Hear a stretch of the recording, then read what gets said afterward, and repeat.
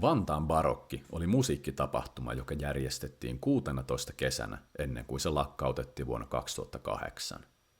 Syynä oli, että järjestäjät pettyivät Vantaan kaupungin rahoitukseen.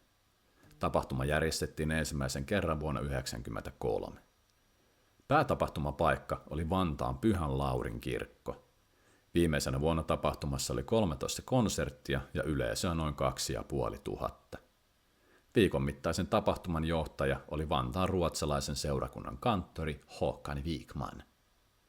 Finland Festivals valitsi vuonna 2008 Vantaan barokin vuoden festivaaliksi.